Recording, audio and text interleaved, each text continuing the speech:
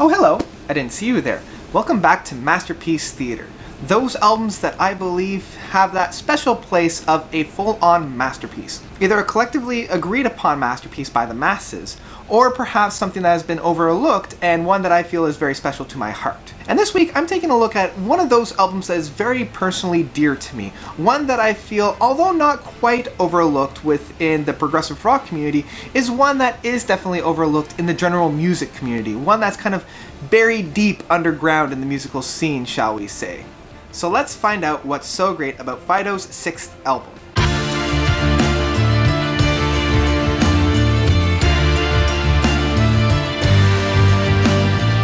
Doomsday Afternoon by Phideaux. So Doomsday Afternoon was released in 2007, the second part of this trilogy album that Phideaux had planned.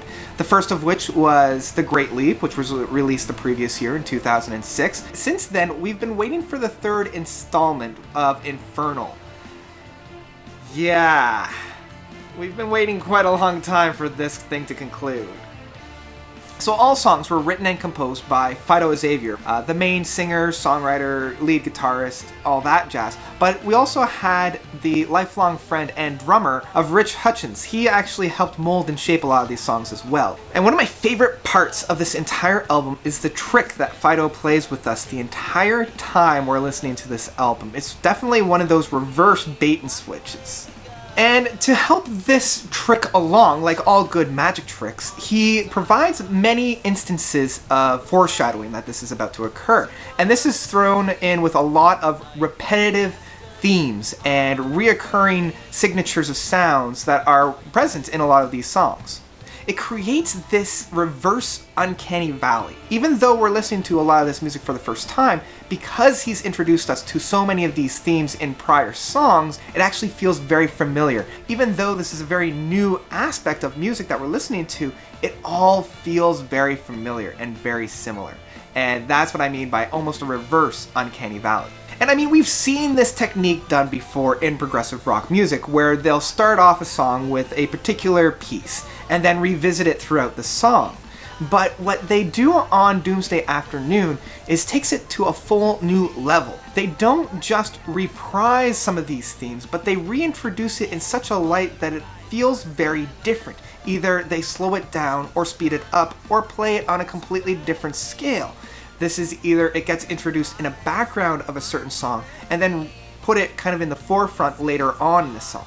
And to take this to even another completely different level, we even see this in how the album is laid out and how the album is structured. I mean, take a look at the first song as well as the last song. The first song is entitled Micro Soft Death Star, and the last song is called Micro Death Soft Star. It's this call and answer that's going on here.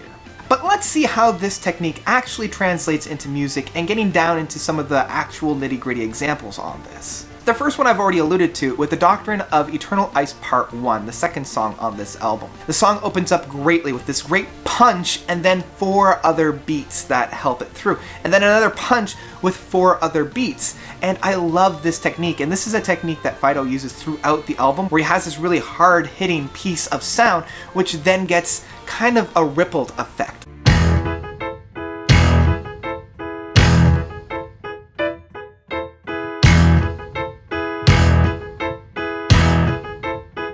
And this is seen actually in the next song of Candy Brain, but instead of being that really big punch of sound, it's all being presented on an acoustic guitar. We have that good strum and then a couple more strums to follow it up. We have that initial blast and then a few ripples from it, or almost echoes. And because we've already been presented with this style before, it feels familiar. When it's placed in a different lighting, it actually still feels completely new, so we get that reverse uncanny valley again.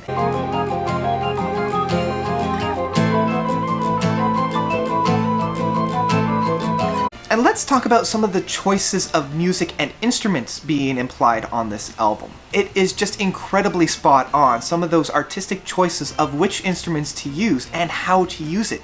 Just drawing on the second song again, when we need a loud and large sound going on, he uses trumpets to permeate and carry that sound through. This is actually a very wise decision on Phideaux's part, as it's a very novel sound that we haven't quite heard a lot of before. And this use of different instruments is definitely that homage to that early progressive rock where they're experimenting with different sounds and different techniques. It's in that song of Doctrine of Eternal Ice Part 2 that we hear some of those beats and verses again, but instead of being so loud and so in your face as in Part 1, it's much more subtle and quiet. It's odd, as there is more sounds and harmonizations actually being presented in Part 2. It's almost like saying, okay, we've introduced you with that theme and really shoved it in your face, now here's what this concept is really meaning, here's what we can really do with it.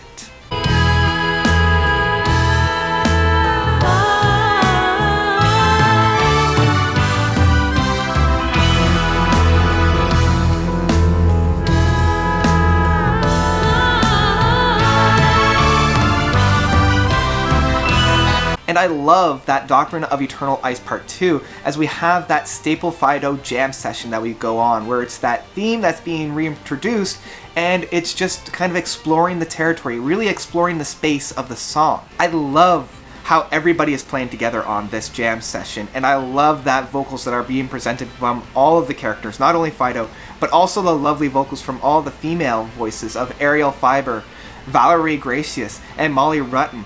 We have just this cleansing of this bring down the rain. It really closes off the first half of the album. And it's almost like this spell of these three sisters are casting just to bring all of this down to a close.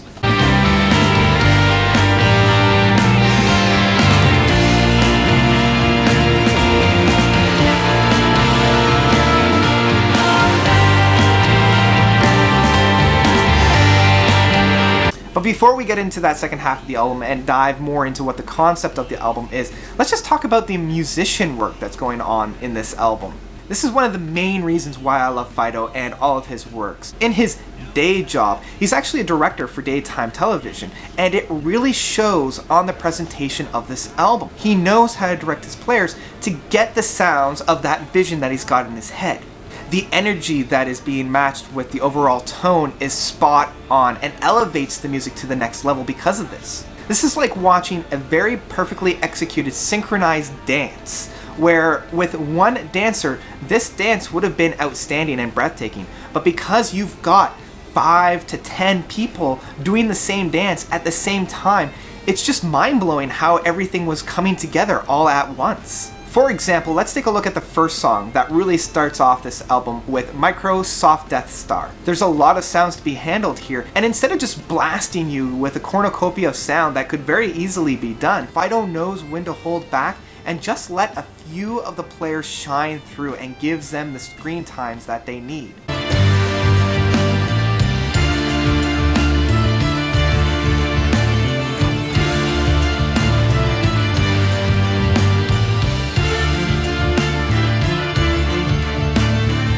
In fact, this is one of the very few instances when I can hear an acoustic guitar being played through a whole orchestra of sound. This is a very difficult task on its own because the acoustic guitar is inherently a very quiet instrument, and a lot of bands don't realize this. They just decide to plant in an acoustic guitar with very electrical sounds, such as a keyboard, such as an electric guitar, electric bass, and blasting beats of drumming. And this is a very big mistake that a lot of bands do, because then you drown out that rich sound that acoustic guitar has. If you're playing an acoustic guitar and you want that really humble sound that it has, it needs to be accompanied with an equally quiet and equally humble sounds of instruments. Within this piece, we have those. We have the violin with an acoustic bass and a grand piano, very acoustic instruments making the sounds that we hear. And so this way, each of those instruments are crystal clear and no one outshines one another to create that humble sound that we want.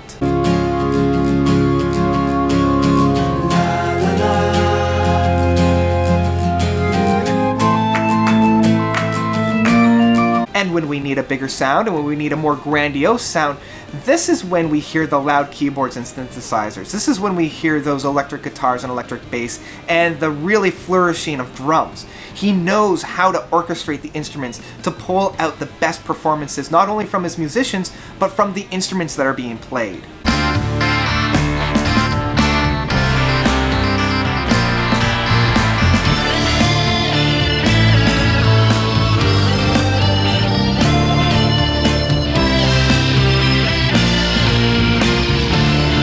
Now, I've already mentioned Crumble, but let's talk about how it is used as a dual song in a perfect symmetry for the album. But it is a bit of a gamble because we are listening to the song twice, and there's very little differences between the two. When we get right down to it, it's the same instruments mainly being used. Both use a grand piano and vocals for the main focus of the song. The only real difference is when you hear it the first time, the vocals are lyricless. We have that oohs and ahs. We have a little bit of different sounds in the background to elevate the song within the absence of lyrics. Creates a little bit of a subtle crescendo, and I know that's a little bit of an oxymoron, but the overall song is an hopeful one and an optimistic one as we get led into Doctrine of Eternal Ice Part 2.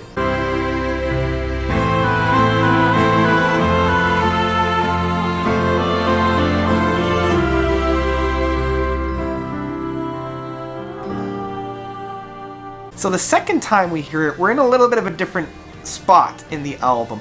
The lyrics now have been introduced, and this time it's just a grand piano to back it up. And so instead of being hopeful, it's very submissive, and it's as though all hope has been lost, and there's no way that we can get through this at this point.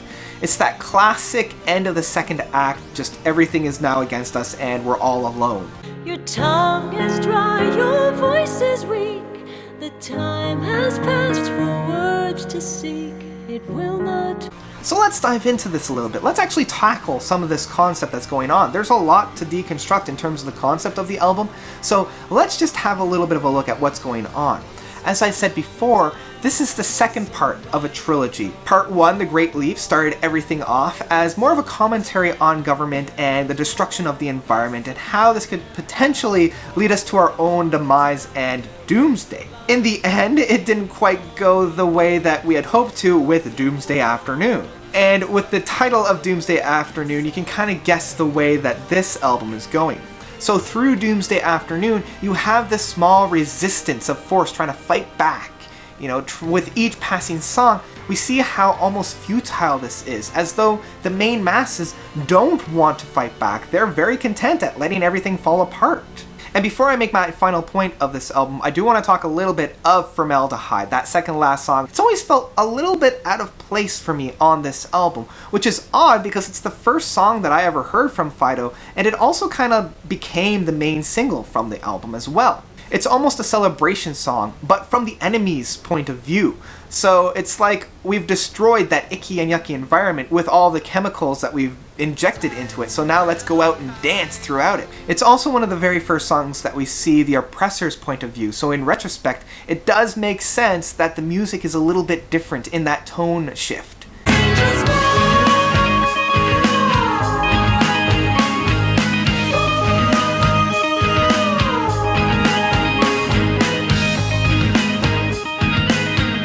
And so coming into that final track of Micro Death Soft Star, what was that big trick I have been talking about this entire review? Well, it's one of those hiding in plain sights kind of thing. The whole album is a big setup for this final song, and you can see it right from the beginning track of the album in how this album is actually structured. Throughout the album, we've been introduced with musical themes that repeat themselves throughout different songs. In fact, we're introduced to most of the musical themes and concepts within that first song of Microsoft Death Star. It's almost like an overture of such, without being so obvious, without really like saying, this is a theme, pay attention to it. Okay, now this is also a theme, so pay attention to it. This is more playing the theme in the background and letting you digest it almost subconsciously. So while you're listening throughout the album, you are now getting those themes in more of like, this is a theme, now pay attention to it kind of a style. And it all comes to a head within this final song where we've been exposed to all those themes and all those concepts, and now it's a conglomeration and a cornucopia of all those themes in this song. We see the final picture that we've only seen bits and pieces of before, and it's coming in for that final attack and that final realization of what's going on here. And lo and behold, this was the plan the whole time. It has been meticulously staged and thought out throughout the whole album to come to a head at this point. So now we have a double effect, right? We've already been presented with this music, and we've already kind of felt this comfortable familiarity. When it's presented in such a light where it's so obvious where these sounds have come from, it not only feels like home, but now it's almost a duel as we're getting introduced with the story and what it actually means.